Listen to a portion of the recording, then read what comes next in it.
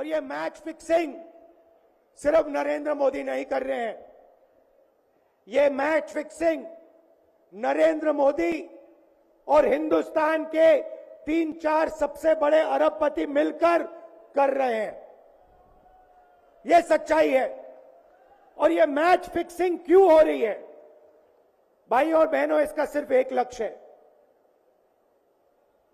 कि हिंदुस्तान का संविधान, जिसने इस देश के गरीब लोगों को भविष्य दिया, सपने देखने का हक दिया, उस संविधान को हिंदुस्तान के गरीब जनता से के हाथ से छीनने के लिए यह मैच फिक्सिंग की जा रही है। और मैं आपको बताना चाहता हूं कि जिस दिन यह संविधान खत्म हो गया, उस दिन यह हिंदुस्तान नहीं बचेगा। इसको पुलिस से, धमकी से नहीं चलाया जा सकता है। यह जो संविधान है, हिंदुस्तान की जनता की आवाज है, हिंदुस्तान के दिल की धड़कन है। इसको जिस दिन खत्म कर दिया गया, उस दिन यहां पे हिंदुस्तान नहीं बचेगा। अलग अलग स्टेट हो जाएंगे, हिंदुस्तान नहीं बचेगा। यही इनका लक्ष्य है। ये सोचते हैं कि संविधान के बिना धमकाकर, डराकर police, CBI, ED, income tax department के साथ देश चलाया जा सकता है। ये सोचते हैं मीडिया के बिना देश चलाया जा सकता है। आप मीडिया को खरीद सकते हो, आप मीडिया को दबा सकते हो, आप मीडिया के रिपोर्टर्स का मुंह बंद कर सकते हो, मगर आप हिंदुस्तान की आवाज को नहीं दबा सकते हो। इस आवाज को कोई नहीं दबा सकता। दुनिया में कोई ताकत नहीं है जो इस आवाज को दबा सकती है। भाइयों और बहनों, बीजेपी के एमपी ने कहा कि जैसे ही हम चुनाव जीतेंगे, मैच फिक्स करके 400 सीटें जीतेंगे, वैसे ही हम संविधान को बदल देंगे, संविधान को रद्द कर देंगे। ये ऐसे ही नहीं बोला गया। ये टेस्ट करने के लिए, आइडिया टेस्ट करने के लिए बीजेपी के एमपी ने बोला है। ये लड़ाई संविधान को बचाने की लड़ाई है। जैसे अखिलेश जी ने कहा, संविधान चला जाएगा,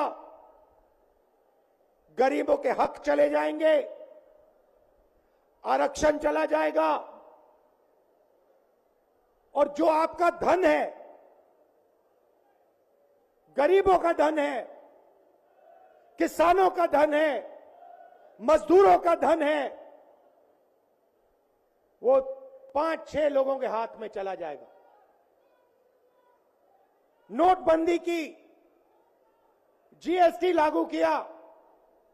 मुझे बताइए, जीएसटी से, नोटबंदी से किस गरीब व्यक्ति को फायदा हुआ? किस छोटे दुकानदार को फायदा हुआ? किस किसान को फायदा हुआ? किस बेरोजगार युवा को फायदा हुआ? किसी को नहीं। 40 साल से सबसे ज्यादा बेरोजगारी हिंदुस्तान में आज है। 1% लोगों के पास हिंदुस्तान का पूरा धन, 22 लोग हैं। जितना धन उतने उनके हाथ में है, उतना ही धन 70 करोड़ लोगों के हाथ में है। ये संविधान को क्यों मिटाना चाहते हैं? क्योंकि आपका धन जो है आपसे छीनना चाहते हैं। मैंने जाति जनगणना की बात की, किसानों के एमएसपी की बात की, युवाओं को रोजगार देने की बात की। यही देश के सामने सबसे बड़े मुद्दे हैं। मगर एक बात याद रखिए, अगर आप लोगों ने पूरे दम से वोट नहीं दिया तो इनकी मैच फिक्सिंग कामयाब हो जाएगी। यह आप भूलिए मत। और जिस दिन मैच फिक्सिंग कामयाब हो गई, उस दिन आपका संविधान, हमारा संविधान खत्म हो जाएगा। जिस दिन संविधान खत्म हो गया, उस दिन हिंदुस्तान के दिल पर एक बहुत बड़ी चोट लगेगी। तो ये जो चुनाव है, ये चुनाव कोई मामूली चुनाव नहीं है। ये चुनाव हिंदुस्तान को बचाने का, संविधान को बचाने का, और जो गरीबों का हक है, किसानों का हक है, पिछड़े वर्गों का, दलितों का, आदिवासियों का, गरीब जनरल कास्ट के लोगों का हक है, उसको बचाने का हक है, उसको बचाने का चुनाव है। यह बात आप याद रखिए, क्योंकि अगर यह चुनाव जहां मैच फिक्सिंग की जा रही है, वो पूरे देश को दिख रहा है। बीजेपी के लोग कह रहे हैं, कल में से व्यक्ति मिलने आया, मुझे कहता है मैं ट्रेन से आया, मेरे साथ बीजेपी के कार्यकर्ता बैठे थे, उन्होंने कहा कि कुछ ना कुछ गड़बड़ है। यह सच्चाई है। इलेक्शन कमीशन के लोगों को नरेंद्र मोदी जी ने बैठाया, दो नेताओं को, दो चीफ मिनिस्टरों को जेल में डाला। चुनाव से कुछ ही महीने पहले अगर डालना था तो 6 महीने बाद डाल देते, 6 महीने पहले डाल देते। नहीं, चुनाव से 2-3 महीने पहले 2 चीफ मिनिस्टर को डालना था। आपने हमारे बैंक अकाउंट बंद किए। बैंक अकाउंट बंद करने थे, 6 महीने पहले करते, 1 साल पहले करते, 6 महीने बाद करते, कोई फर्क नहीं पड़ता। आप चाहते हो कि विपक्ष चुनाव ना लड़ पाए, और इसीलिए आपने कांग्रेस पार्टी के बैंक अकाउंट रद्द किए, आपने इलेक्शन कमीशन में अपने लोग बैठाए, आप जुडिशरी पे दबाव डाल रहे हो, क्योंकि आप चाहते हो कि मैच फिक्स हो, संविधान रद्द किया जाए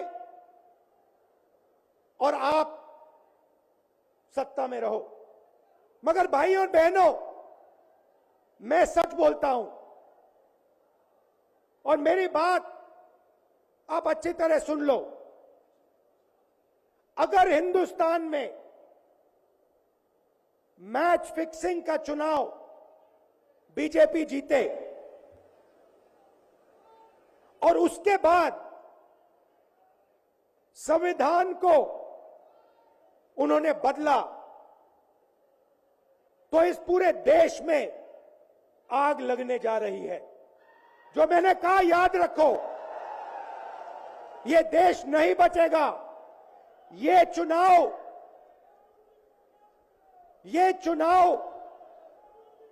वोट वाला चुनाव नहीं है।